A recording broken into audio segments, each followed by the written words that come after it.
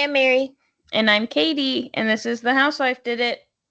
True Crime Edition. We're going to start with some real-time true crime. A Memphis woman was almost scammed out of $8,000 in a new scheme that police say they get 3 to 4 reports on every day. Unfortunately, that woman was me. Almost, though. Yeah. So I'm going to tell y'all about it. So apparently no actual crime occurred. Yeah, that's what the police said. It's like the scene in The Office where he's like, I'd like to report a hate crime, and he's like, that's not what a hate crime is. And they're like, it was a crime and I hated it. So I got a phone call on Thursday, and I was already not having a good day because my car battery had died for the 50,000th time after getting a new battery a few months ago.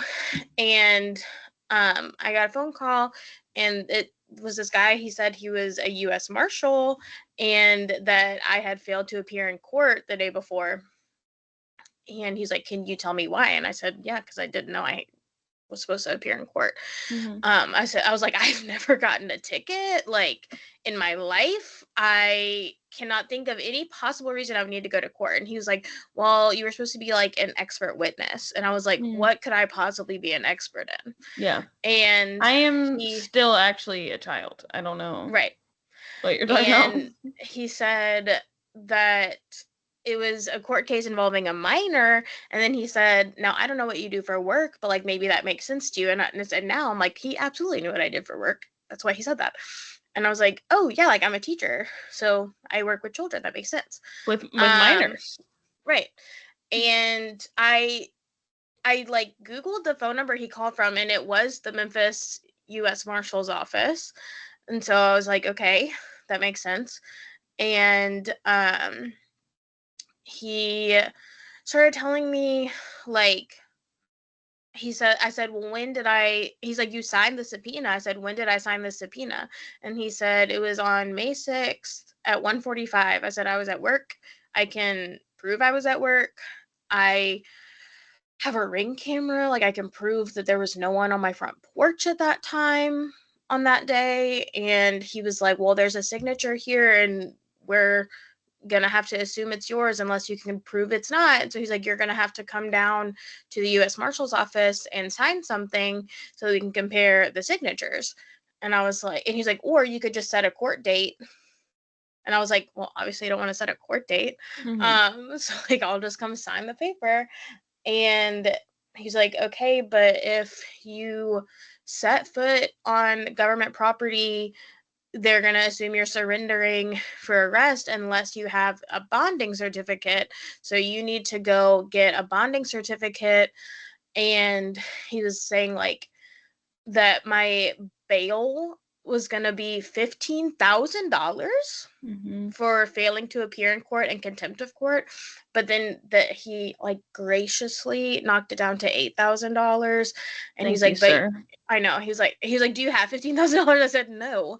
He's like, do you have $8,000? I was like, I have $400. That is all I have. Like, I've already told you I'm a teacher. It's July. Of course I don't have money. And he's like, but you have to pay in cash. And then he like transferred me to someone else. And that guy was like, now if the phone gets disconnected, like, do not call back. We'll call you back. And like, as soon as he said that, the phone got disconnected. And so I like called one of my coworkers whose husband is a retired police officer. And I was like, what the fuck is happening? And she was like, Mary, that's a scam. And I was like, no, the phone number is the marshal's office. And she was like, okay. But and funnily enough, they told me not to call the marshal's right office. And not to go there. And she was like, do not go anywhere. Do not leave your house right now. She's like, if they want you, they will come to your house. They already read you your address. So if they wanted you, they would come to you. And I was like, okay. And then he called me back. And he's like, okay, I need you to gather your things, get in your car, tell me when you're in the car and heading to one of the addresses I gave you. And I had Googled the addresses while we were off the phone, and one of them was to a Mexican gas station, And the reason I say it was a Mexican gas station is because he's saying that like I'm gonna get this like legally binding certificate to bring to the U.S. Marshal's office in a gas station that's very close to where I live, where everyone speaks only Spanish. Doesn't make sense to me. Or the other address was to the Young Dolph mural. Mm-hmm. Also makes a lot of sense. And I said like, well, I don't understand how I would get a bonding certificate from a gas station. And he was like, oh, it's like a kiosk, like they're set up all over the place, but like I can give you a different address if you're more comfortable. I said, no, I don't think so, because I don't think this is real. Like I think you're lying. And he was like, ma'am, I'm not making you do anything you don't want to do, which is not true, because I didn't want to do any of this. Mm-hmm. And he was like, you need to gather your things, you need to get in the I car. guess it is true, because you could have hung up the phone. Yeah, but I thought he's subtly telling you, I'm not making you talk to me. because when the phone gets disconnected, they call me back. Then you hit decline. But I thought it was the marshal's office. So I was like, okay. And he was like, you need to get your things and get in the car right now. And I started yelling at him, and I was like, I understand like what you're saying, but you keep saying get in the car right now, tell me when you're in the car. I said it doesn't work like that. It's not that easy. I have dogs that I have to put in their crates. My car is dead, so I have to get someone to drive me to this sketchy place that you're saying to go. And like I was like, you keep saying get in the car right now, but like it's not that easy. You have to be patient with me. And he started yelling at me, and he was like, ma'am, there is a warrant out for your arrest, and like I am trying to help you. And then I said, you know what, I'm just gonna make it easier on you. I said, I guess I will surrender to arrest, because I'm gonna go on government property. I'm gonna go to the police station down the street. I'm gonna give them the addresses and all the information you gave me, and they should have records somewhere that says about this court date. And he hung up on me and has not called me back. And then when I went to the police station, the guy was like, yeah, that's like a known scam. And Sammy was like, well, do you want like the information they gave us? Like we wrote down all the addresses. And he was like, no, we've actually like already investigated it, but we haven't been able to do anything because no one's given them money. So like they haven't technically committed a crime. But here's the thing. I don't like how much information he knew about me. Like he knew my maiden name, my married name, my address, my birthday, my age. He sounded like he knew what I did for work. Like, and then I don't know. I did not like it. Unfortunately, that is all public. I know, but like it was just weird. And then it is more weird because like you're not a homeowner, so it's like but I mean your address has been the same for years, so. Right. I also like having OCD, there are like things that stick in my brain that like lead a lot of my like obsessions and like fears. Like I think I've told Katie this before, but like one time we were driving from one store to another in the same parking lot, and I didn't want to buckle my seatbelt, and whatever adult was in the car was like, I said, it's like 5 seconds. And they were like, anything can happen in 5 seconds. And now like I like am adamant about buckling my seatbelt no matter how close I am to wherever, because in my head I'm like, anything can happen in 5 seconds. And another one that has stuck with me is like, someone told me once, if like a scam caller calls you, like don't say yes when you're on the phone, because they'll record it and like use it against you. And a lot of the things they like had me do were like, they had me like say things to like verify things. They're like, say like your name and the date, and that like you did not sign the subpoena. And so like now they have like recordings of me, and so I'm like, that freaks me out. But like I've been thinking a lot about like the McDonald's strip search scam, and I'm like, life comes at you fast. Like I certainly wouldn't have like stripped someone down. I think I would have caught on at that point, but like it sounds like very convincing at first, and when you trace back the phone number to like a real place, it was very convincing, and now I feel like an idiot. But I did not give them any money. I don't know what I thought I was gonna do when I got there anyway, because I don't have money. Yeah. I've spent it all on blind boxes. No money here. I mean, I think it's like obviously easier said from like my perspective. Yeah. Than like when it's actually happening to you. But like, yeah, it happens fast. They do this on purpose. That like they instill like a sense of urgency so that you don't like have time to think. Yeah. But also like the U.S. Marshal's Office would not instill that sense of urgency. Like they I also like would not be like, now get in your car now. Like right. And like they're like, they don't care how you get there. Yeah. Yeah. And like frankly, again, so not trying to make you feel like an idiot, but like I think everything's a scam. So like I don't. First of all, I don't answer the phone. Literally my first thought, that's the thing, is I don't answer the phone for numbers I don't know, but I've had so many like new doctors lately with like all of my health stuff, and like it's like getting close to the beginning of the year, and so like I have been answering numbers I don't know because, and a lot of them have been like my doctors or like people I work with whose numbers I don't have saved. And so like I answered it because it was a 901 number, and he said it, and I immediately thought like, this is a scam. And then I searched the phone number, and I was like, okay, like wait, like it is the phone number. And like I understand that like phone numbers can be spoofed, and I know that's what happened, but like that just wasn't my first thought. Yeah, I just think as soon as someone said, I'm calling from the U.S. Marshal's Office, I would have hung up the phone because I would have been like, they don't got no business calling me. Ain't no way. And like I think generally speaking, for the future, they don't call. Like any government entity does not call you. They'll send you a letter or they'll show up at your door. But like whether it's Social Security or it's the police, or I get texts. I mean, I think texts are a little more easy to pick out, but like I get texts from the IRS all the time, and they're like, "You still haven't filed your taxes," and I'm like, "Yes, I have." Or like people all the time being like, "We want to buy your home." That's crazy because I don't own a home. We talk a lot, so like I'm not gonna say who it was, but I have a family member who was actually scammed out of like several $100 or $1,000 through a phone scam. And like they called and they said like, hey, you haven't paid your AT&T bill. And she used to work for AT&T before she was retired, and so she like knew that like they would have called and said that, and so she was like, oh my gosh, like I'm so sorry, I must have forgotten, I'm very old.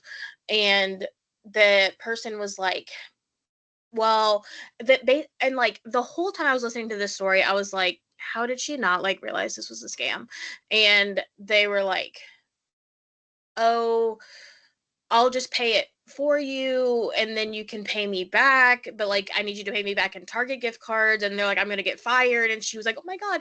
And like the whole time I'm like, this is so sad that they're like picking on like older people, but like also picking on people with OCD. Like he doesn't know that part. I know, but I was like, did I sign a subpoena?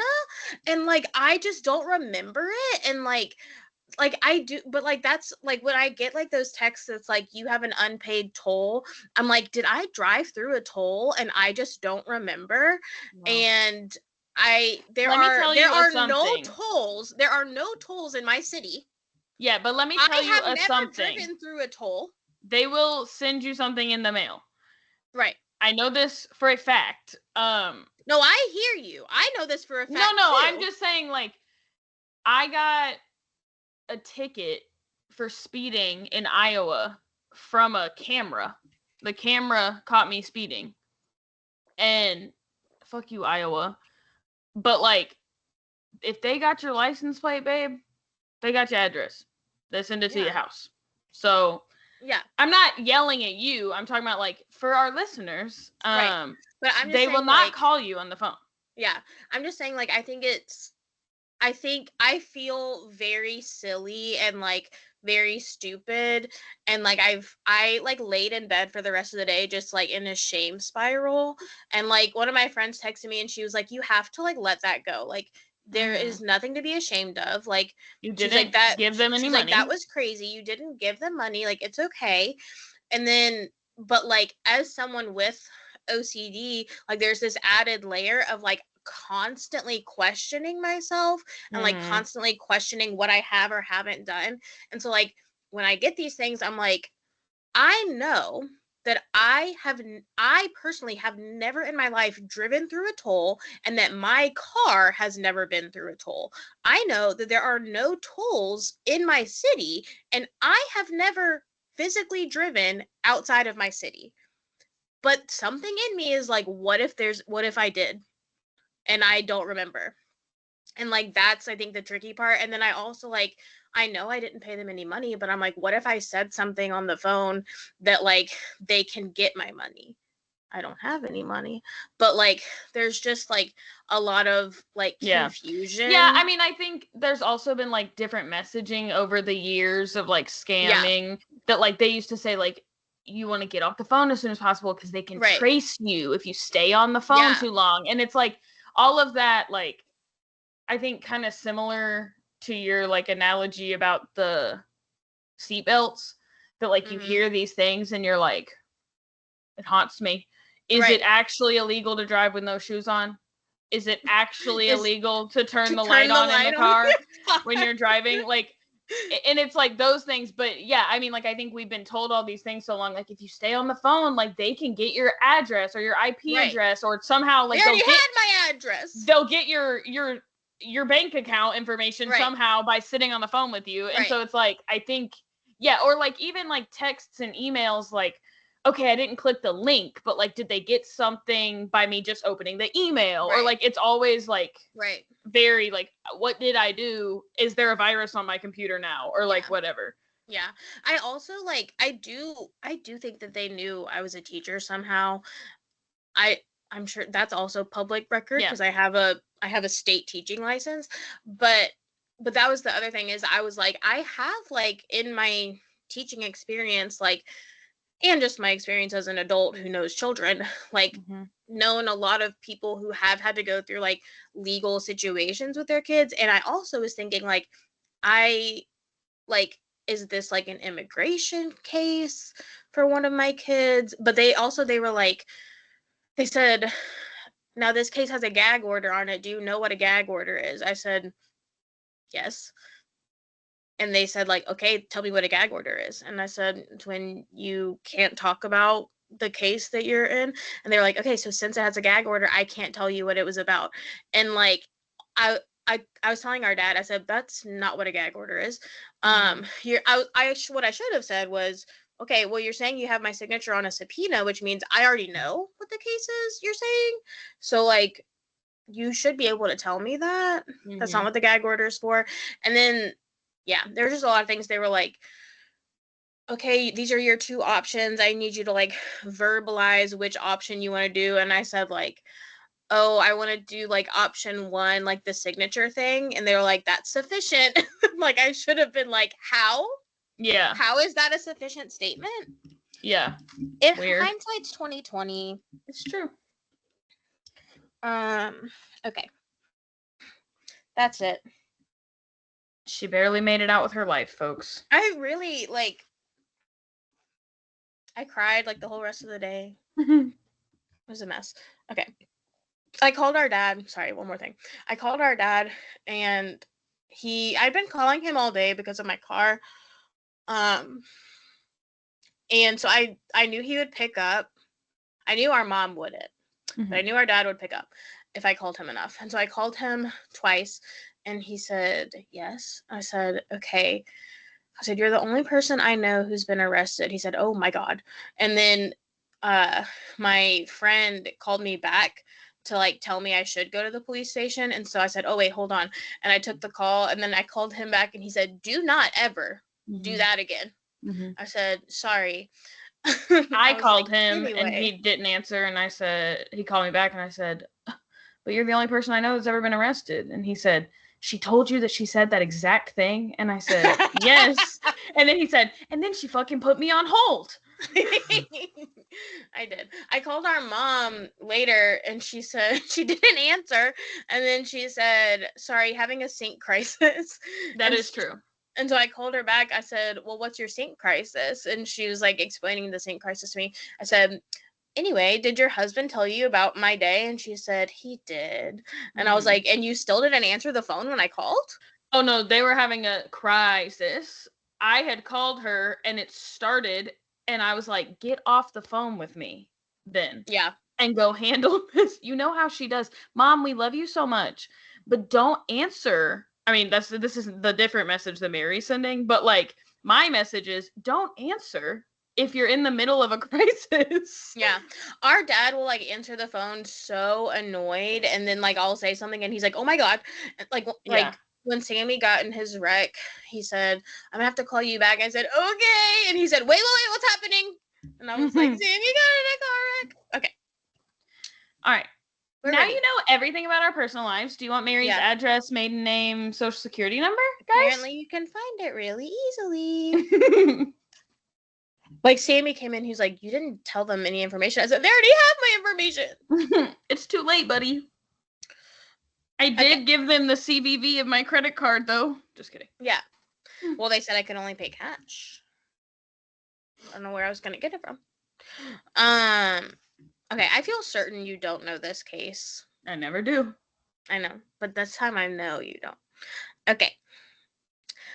On September 2nd, 1999, 9 years after purchasing his home in Jericho in Nassau County, New York, a suburb of the North Shore of Long Island, a man went into the crawl space under his house about 3 feet off the ground to extract a 55-gallon drum barrel addressed to the Melrose Plastics Manhattan-based factory. That is the longest sentence I have ever written in my life. Mm-hmm. The man had seen this metal barrel when he originally moved in 1990, but wasn't able to move it because it was 345 pounds. But now he's strong. Well, he ultimately decided to leave it because he figured it was just like old construction debris and it seemed to have been there for so long. He even said the owner before him had said it had been there when he moved in the 70s and that he hadn't ever opened it because of the chemical stickers on the outside. So like they were all in agreement, like we're not moving this barrel. However, when he sold his house in 1999, the new owners saw the barrel during their final walkthrough inspection and asked that it be removed before their move-in date. Like that was part of their inspection. Like before we move in, this is something that needs to be taken care of. Honestly, so real. Fair. They said, you want us to take care of this, to babysit this barrel for 30 more years? Can you just get it out? Yeah. So like the way it was explained was like they hadn't gone through the crawl space until that final walkthrough. And then when they did, they were like, we don't want this. We don't want this toxic chemical barrel under our house. Thank you. Also, yeah, what a fire hazard. Yeah. So the new owner and the current owner worked together to move the barrel down to the curb to be picked up in the trash collection. With two people, they can suddenly move 350 pounds? Yeah. Okay, great. Well, also, like, keep in mind, so the crawl space is under the house, and so they kind of just needed to, like, push and pull it out, and then they could kind of wiggle it down to the curb. Without sloshing chemicals everywhere? It was, like, sealed. Okay. I watched a lot of videos on this. I watched them unseal and reseal it several times, and it's pretty airtight. Cool. I just figured... Because the guy was like, I didn't touch it because of the chemicals, that there was like an opening of some sort that he was. I think he just making up reasons. He was like, well, I don't care. Yeah, just didn't move it. Here's why. He said, there's a garment bag, right, that smells like a body, that a body's rotting in it, but I'm just gonna leave it in my closet for years. The day after the trash ran, though, they found the barrel still there, and there was a note attached saying it was too heavy to pick up. What the fuck? It's also toxic chemicals. They can't just throw that in the trash truck. Right. Guys. So they said, like, you're gonna have to dispose of this yourselves, basically. That was nice of the garbage people to even leave them a note. I know. Mine, if recycling is sticking out of the lid, they just leave it. They say, it wasn't closed. We can't take it. Silly. We were behind a trash truck the other day, and I watched how they pick up the trash cans, and they like shake the shit out of them. Like, they're not picking up your 350-pound barrel. Yeah. The claw won't do it. No. So the homeowner, the current homeowner, original homeowner, whatever, and his friend decided to open the barrel with a screwdriver and see what was inside. I think probably their reasoning was like, we can take some stuff out of it and break the weight down into more manageable pieces. Yeah. But as soon as the barrel was open, the men were met with an unimaginably foul odor and what looked like a human hand and a woman's shoe. So they closed the barrel back up and called the police. They said, Yeah. Seal her up, boys. When the police opened the barrel, they found the remains of a woman with long dark hair. That I point that out because that's how they decided it was a woman. Was the hair length. And she was mummified in a fluid in the barrel. She was. In order to preserve the scene, police left everything inside the barrel and waited to do any analysis until they could get to a lab. They searched in and around the home for any signs of other bodies or remains, and once determining that this woman seemed to be the only murder victim around, they headed to the medical examiner's office. I think that's so smart. Once there, investigators found that the woman inside was Hispanic, in her late 20s, about 4 feet and 9 inches tall. What a cutie. And was pregnant near full term with a 17-inch baby boy. They noted that she had really unusual dental work with gold bridges on her teeth, which they didn't believe would have been done by a US-based dentist, and they thought it looked more like work that would have been done in Central or South America. So when they pulled her out, I saw many pictures and videos of this. Her skin was quite yellow. Yellowish green in color. And so they said that they knew she was either Hispanic or white. But the dental work kind of confirmed to them that she was Hispanic because it didn't look like work that would have been done here. Her cause of death was blunt force trauma to the head. She had a skull fracture and 6 to 10 serious injuries and lacerations to the back and top of her head with blood spotting present. The injuries looked like they could have come from something like a hammer. They were also able to determine that she was 8 to 9 months pregnant. She was wearing a leopard print coat, a floral dress, and wool socks with pumps. Also found inside the drum barrel were black, brown, and white polystyrene pellets, which to my understanding are kind of like they not like the same, I guess they're kind of like the contents of a silica packet. Like that comes in your clothes? Yeah. Yeah. And like if you ever open it, it's like the little plastic beads. They're kind of like that. Okay. Police took extensive photos of the inside and outside of the barrel, and based on the look of it, believed it would have been between 18 and 20 years old, at least. Okay. They scooped the remaining pellets and goo. There was like the fluid that was in there was like gooey. They scooped everything out one ladleful at a time and revealed soup. It's like the Nightmare Before Christmas soup.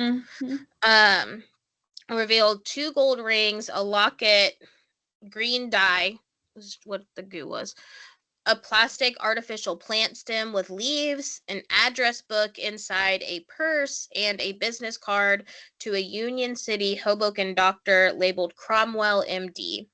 So police started there. They headed to New Jersey to this doctor's office, but when they arrived, they were told that the doctor listed on the business card was no longer available. One source said he had died and another said he had retired. But either way, the primary physician at the practice at the time of the investigation was this doctor's daughter. So she told police it was likely their victim had been a patient of her father's, as he did treat pregnant women. But other than that, she wasn't going to be able to provide much information because she said they purged their files every 5 to 10 years. So if they're thinking that this barrel is 18 to 20 years old, then she would not have this information. Mm-hmm. Next, they tried to use the woman's fingertips to identify her. I don't know why I put fingertips. Her fingerprints. Mm-hmm. Same thing. Due to the level of mummification, her skin had become pretty leathery. So they originally weren't going to be able to ink roll her fingers for prints, but one forensic analyst made it work with an interesting technique. And a lot of this case is going to be like interesting technology and science. So this man amputated each of the woman's fingers, tourniqueted each one, and then used a hypodermic needle to blow air into the fingertips and inflate each finger enough to roll them for prints. And he did successfully get prints, but they did not match any databases that were available. Keep in mind, this investigation is happening in 1999. So they said, like, they also didn't have, like, the computer systems to look through these databases that we do now. So a lot of this work was being done by hand and on paper. So they're having to do a lot of different things at one time to kind of speed up the process. But looking through databases is a long one. Mm-hmm. So the next avenue they planned to look down was with the barrel itself. They wanted to start with how it may have gotten into the house. When they looked at the property records, they found documents stating that the crawl space had been added on in 1980. So police tracked down the man who owned the home during that time period, but he said that the crawl space and the barrel had actually been there when he moved in. Mm-hmm. He claimed that it had been added to the house in like 1964 or 1965, and that he had wanted to get the home brought up to code, and that's why he documented the add-on in the 80s. So when he was trying to sell the house, he wanted to put that was not an original part of the house. So this allowed them to link the barrel instead back to the original owner of the home, which had been built in 1959. So they're saying if the add-on was 1964, then it would have been done by the person who originally owned the house. But it would also be far more than 20 years old. Mm-hmm. This man was named Howard Elkins, and when he lived in the home, he had been a partial owner of his father's company, Melrose Plastics. They found sticker and number labels around the sides of the barrel and along the bottom, which they were able to link back to a Ream, New Jersey barrel manufacturer. They went there and asked what information could be gleaned from the barrel, and they explained that they are legally required to include those numbers on the barrels, and that you can kind of view them as something similar to a license plate, where each of the numbers means something. They said, like, one number was the size of the gallon, one number was the thickness of the barrel, and one was the manufacturing date, and that number was 363. So they said this barrel was manufactured in March of 1963. Okay. They were also able to determine that at the time the barrel was shipped out, it had belonged to a chemical company that sold green liquid halogen dye, which had mixed with the victim's bodily fluid to create that gooey sludge that had mummified her body.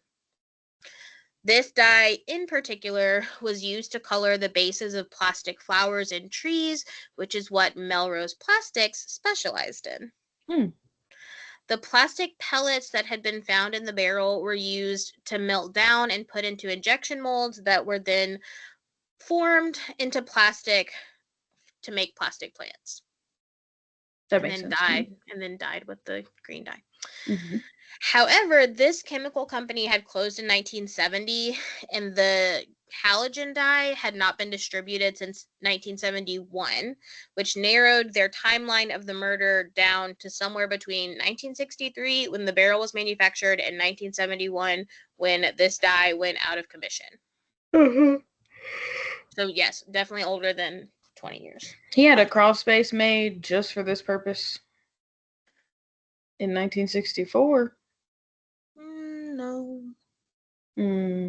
We'll see. Next, they want to see if they could restore any of the woman's belongings. Everything had been soaked with that brownish, yellow, green, gooey liquid, but these belongings were actually what helped them identify the woman they had found, shockingly. One of the rings was inscribed with the initials MHR, and the locket was inscribed with the message, "To Patrice, love Uncle Phil." Those don't match up. Nope. Not super helpful. What was helpful was her address book. A forensic document examiner working on the case found that many of the pages were stuck together and likely would have disintegrated if she had tried to take them apart, but she was able to carefully separate some of the looser pages and then put them into a forensic drying cabinet to remove any remaining moisture. That's crazy. I know. I was like, they can't fucking read that. Yeah. Well, and wait, it gets crazier. Once it was dried, she used light technology to make the writing legible. She used a video spectral comparator machine called the VSC 2000. This machine uses light waves that the human eye cannot detect to clarify writing. The liquid in the barrel had removed any ink from the pages. So when she looked at the pages, when she dried them, they looked blank. There was no ink on them. But the infrared lights that she used are able to see lettering through imprints on pages and under whiteout. So she could read it because it had been written on, even though the ink was gone, the indents were still there. Mm-hmm. Using the light technology, police were able to read a note which read, "Don't be mad, I told the truth," and a number which began with residencia nombre, which meant they were looking at a resident alien number. It's like a social security number for immigrants. So they went to immigration and they learned that the ID number in the address book belonged to 27-year-old Reina Angelica Marroquin. Now, a couple things. One, every single thing I listened to pronounced her last name differently. Marroquin, Marroquin. I know someone with this last name and they pronounce it Marroquin, so that's how I'm going to say it because that's what's most familiar to me. It's not really going to get brought up again. But also, most of the sources I found said that she went by Angelica or Angel, so I'm going to refer to her as Angelica from here on. Angelica was an immigrant from El Salvador who had moved to New York after a failed marriage when she learned her husband had gotten another woman pregnant. She wanted to start over in the States and began by working in New York as a nanny and an employee of Melrose Plastics on East 34th Street. The owner of Melrose Plastics at the time of the shipment of this drum that she was found in was Howard B. Elkins, the former owner of the house where she was found. In 1972, Elkins sold Melrose Plastics and moved to Boca Raton, Florida with his wife. Keep that in mind. Now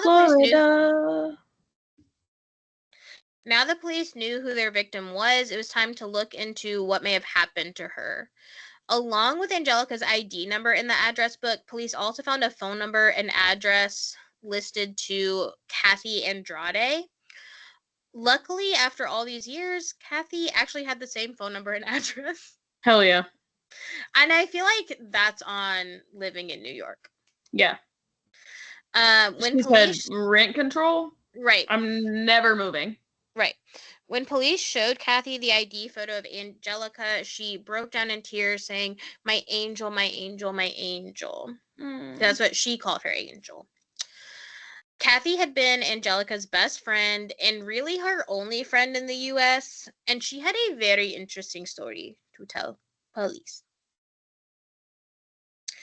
Kathy told police that she and Angelica had met in English class and had bonded over the fact that they were both from El Salvador. She's interviewed in a lot of the things I saw, and she said I went up to her and I said, "Your accent, are you from El Salvador?" And she said, "I am." She said, "Me too." She said, "I just knew she was from El Salvador." They both dreamed of becoming U.S. citizens. Angelica gushed to Kathy about her boyfriend. She said he treated her like a queen, he brought her food and anything else she needed, and was even putting her up in a new apartment in New Jersey. Up to that point, Angelica had been living in a home for immigrant women run by local nuns, but now she was 2 to 3 months pregnant, and her boyfriend wanted her to have her own place and to stop working. Kathy knew a little about this boyfriend and didn't really seem to approve, especially knowing Angelica's history and why she moved to America in the first place. So, Angelica's boyfriend was married with 3 kids, but Angelica was certain he would be leaving his wife to marry her. Mm-hmm. Kathy was also aware that Angelica's boyfriend was her boss at the Melrose Plastics factory, Howard Elkins. According to Kathy, Angelica had been carrying out an affair with Howard Elkins, which had resulted in a pregnancy. And in 1969, as Angelica got closer to giving birth, she and Kathy were talking on the phone every day. On one of their calls, Angelica was in a panic. She frantically told Kathy that she had made a mistake and did something she shouldn't have. She had called Howard, and his wife Ruth had answered, and she had told her everything. She told her about the affair, the baby, the apartment. She told Kathy that she wished she could take it back, but at this point she was 8 or 9 months pregnant with this man's baby, and he was telling her he was going to leave his wife, so she was sure that they would be fully together as a family soon, like Ruth needed to know. Mm-hmm. So she told Kathy, though, that after telling Ruth about the affair and the baby, she had become afraid of Elkins. He had called back after he talked to his wife and told her that he would never forgive her and that he would kill her the next time he saw her. She said it was a stupid mistake, and now she worried she would pay for it with her life. Mm. Kathy tried to calm Angelica down and told her that she would come over the next day and they would figure everything out. The next day, Kathy went to visit Angelica in her New Jersey apartment, but she found that the apartment was empty. There was warm food on the stove, the table had been set, and everything seemed to be in place. In other words, there was no sign of a struggle or a fight, but it did kind of seem like something had happened very quickly. She was like, her stove was on. Mm-hmm. Kathy immediately called the police and told them everything Angelica had disclosed on their phone call the day before. They told her there was nothing they could do because there were no physical signs of foul play. Kathy, and I think everyone else in the world, thinks maybe it has more to do with Angelica's immigration status. Mm-hmm. But Angelica had not been seen. The missing woman, like, itself is kind of like a sign of right. The missing woman who had been told she was going to be killed. Yeah. Kathy had always hoped that Angelica had gone back to El Salvador to raise her baby with her family once she realized Howard would not leave his wife, but she had always suspected that that was not what happened. Mm-hmm. Beginning to put the pieces together, police headed to Florida. Mm-hmm. Before going straight to Howard, they first went to see his business partner, Melvin Gatlin, who had also moved to Florida after the company was sold. I feel like that's weird, like, mm-hmm. to move from Long Island to Florida so quickly, but whatever. Yeah, I feel like y'all had some other things. Yeah, you was running from. I will say they talk about like him at some point like owning a boat and like being in the ocean. So I was like, maybe they're just like beach people. I don't know. Investigators found Mel very cooperative. He confirmed a lot of the story they had in mind at that point. They showed him a photo of the barrel, and he confirmed that they use barrels like that all the time in their work. When they showed him Angelica's photo, he said she may have worked for them and told them that they often hired young migrant women to work at the plastic plant. They asked if it was possible Howard had been involved with this young woman, and he told them he did remember Howard had gotten entangled with with one of these immigrant employees, but he couldn't be sure if it was her. He remembered that she was beautiful and petite with long dark hair, but he wasn't sure what her name had been. Right. Then he said Howard's wife had found out about the affair, and the young woman had simply stopped showing up to work. He said he remembered something else that may have meant something. One day after the woman had ceased to show up for work at the plant, Mel got a call at the office from Hoboken. The man on the other end of the line was a landlord for a Hoboken apartment complex and wanted to ask if Howard wanted to continue with the lease on the apartment he had been paying for, even though his female tenant was no longer living there. Mel said that he would pass the message along, and the next day he saw Howard come to work with his car filled with boxes and a television set. Now, in hindsight, he wondered if these were things that belonged to the police's murder victim. Mm-hmm. Right. Police were able to uncover stories that indicated employees at Melrose Plastics all seemed to be aware of the affair.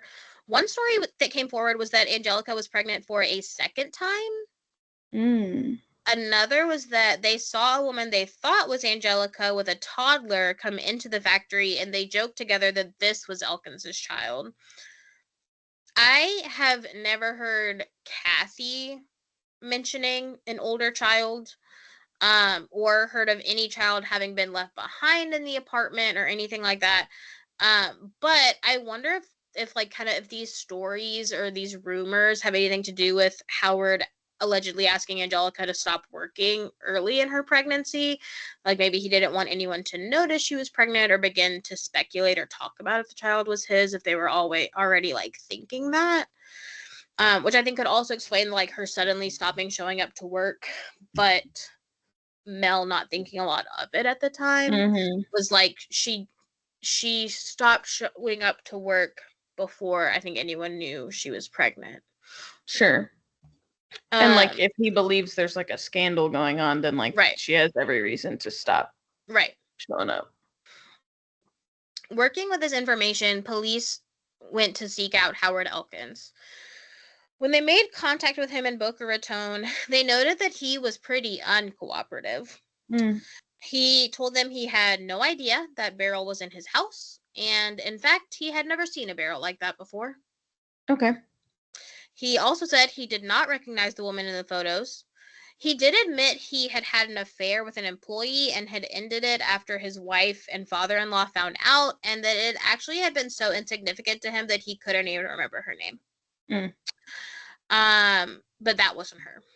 Yeah, certainly it's not that lady. Detectives asked if they could take a DNA sample from him, and he said no, and then asked them to leave. So they let him know that they would be getting a warrant for his DNA to compare it to that of the fetus found in Angelica's body. The following day, on September 10th, 1999, Ruth Elkins called police to report her husband missing. She had found his wallet in their home, but couldn't find her husband anywhere and was getting worried. Boca police called Long Island police and asked if they may have had Howard in their custody, and they told them they were still working on their warrant and hadn't been back to see him yet. So police and Howard's son began looking around the home and the neighborhood for him, and they found him dead in the back seat of his neighbor's car from a self-inflicted gunshot wound to the head from a 12-gauge Mossberg 500 pump-action shotgun that he had purchased at a local Walmart earlier that day, along with ammunition. Why you don't do it in your neighbor's car? I know. Well, so this neighbor had been Howard's best friend and was out of town at the time. So I wonder if maybe, like, because if they were out of town, like, maybe he had a key to, like, watch the house, and he thought like it would be less traumatic for his family, or he wouldn't be found as quickly or something. I don't know. So Howard was found in the back seat of the vehicle inside the neighbor's garage with the shotgun positioned between his knees. Also saw a lot of photos of that. Great. After his death, the medical examiner was able to extract a blood sample, and this DNA sample from Howard Elkins proved that he was the father of Angelica's unborn baby. Yeah, he said, I guess I'll be giving them my DNA one way or another. Knowing this, police came up with the following theory of what had happened to Angelica. They believed that Elkins wanted to confront Angelica about her conversation with his wife, either meeting her at her apartment or luring her to the factory where he beat her to death. Then they believe he took her body back to his house in Jericho, where he put her in the barrel he had recently received in a dye shipment. They believe he then filled the barrel with plastic pellets, hoping he could take it out to the ocean in his boat and that it would sink with the extra weight. However, the bags of the pellets themselves were 50 pounds each. So once the barrel was full, it's likely that he would not have been able to move it and get it onto a boat. But it wasn't too heavy for him to push into his crawl space, where it was left over the next 30 years. He said, oh, I'm not a bodybuilder. Yeah, it's happening. My bad. After police closed the case, Cuban-American journalist Oscar Jose Corral began looking into Angelica's case and reporting on it for Newsday, a daily newspaper primarily serving the Nassau and Suffolk counties of Long Island and the New York metropolitan area. In his report, Oscar highlighted the importance of how science and technology had helped police break the case wide open, and went on to do an interview about the case on 48 Hours. Oscar was also the one who found Angelica's family and informed them of her death. When he spoke to her 95-year-old mother in San Martin, San Salvador, she broke down sobbing and told him that she had dreamt about her daughter being trapped inside a barrel for 30 years. No. I know. Angelica's remains were sent back to El Salvador to be permanently laid to rest. Her mother died a month later at peace with the closure of her daughter's disappearance, and the two were buried together side by side. Nice. The end. The end. Yeah, short one. Wow. But so crazy. Yeah. Like, we always talk about, like, oh, well, they didn't have, like, the technological advances we have now, but, like, they were doing some, like, crazy shit. If they wanted to, they would, apparently. Right. Like, well, and, like, I think that it's such a, like, a contrast to, like, how it was handled when she was reported missing versus, like, how hard they went. And, like, so they found her on September 2nd. He was found dead on September 10th. Like, in the matter of 8 days is how quickly all of this was done. Like, they rode hard for our girl. Yeah. And it's like, it's not like it seemed like a hard one to solve, but it's also like you could easily be like, it's been 30 years. No one, like, it's not going to do anything really. Like, he's probably not out there serial killing, like, whatever. You could have just let it go, and they said, no. Right. I think it also would have been so easy to be like, she's mummified. We can't get her fingerprints. There's nothing left in this address book for us to glean information from. But they were like, but we can. Yeah. We can. We can try. Do it. Yeah. And they, like, I originally heard this on Crime Junkie, and she did it in an episode with, like, another case, and it was only like 15 minutes of the episode was about this. But then what I like about Wikipedia is at the bottom it'll tell you all of the times this has been covered on television. So then I found a bunch of, like, crime shows that covered this, and I watched them, and every single one, the police officer who, like, was, like, the head investigator is interviewed, and the way he talks about it, like, he's like they would not give up. They would not rest. Yeah, and we appreciate that. Yeah. We love. All right. Bye. Bye.